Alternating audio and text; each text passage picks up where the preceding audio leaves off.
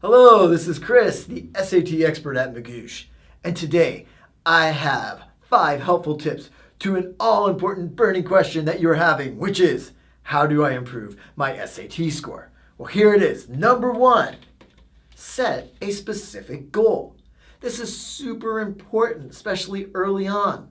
You want to ask yourself, what point score total do I want test day? Or how much do I want to increase from my last test? Or what point increase do I want in a specific section?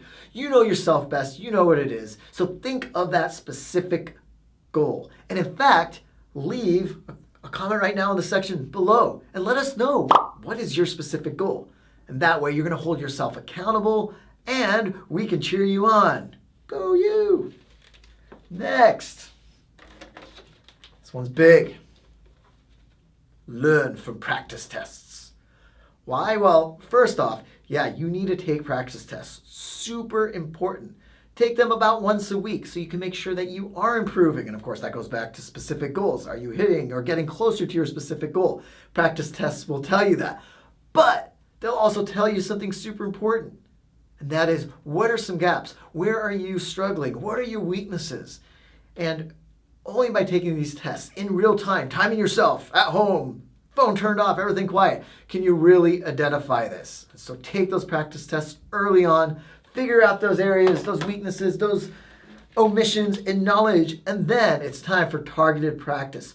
Scope out, find those problems that you are struggling on, those areas. It could be, for instance, something in math. Let's say it's geometry. Whenever there's a circle next to a triangle, it blows my mind. Somebody help me. Fine, that's actually good knowledge to have. Find questions that are like that so that you can become better at this skill. And instead of dreading it, it's actually something that you could become very skillful at and take care of when you see that question in no time at all. And that's the point of targeted practice. You come back to it, you get better and better at it. It is no longer a weakness. Next tip, work on pacing.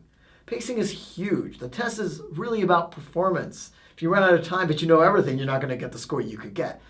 So you want to be figuring out your pacing issues, how you can make sure you finish the section without compromising accuracy. You want to figure this stuff out really early on. And again, take those practice tests, great place to work on pacing. Those exam sections, when you're doing targeted practice, doing just that one section, look at pacing. Where can you improve? Are you taking too much time on a question? These are questions, again, that you need to be asking yourself early on in the studying process so that you can tweak them rather than 2 days before think, I'm pacing is totally off. What should I do? Don't be that person. That's what you should do.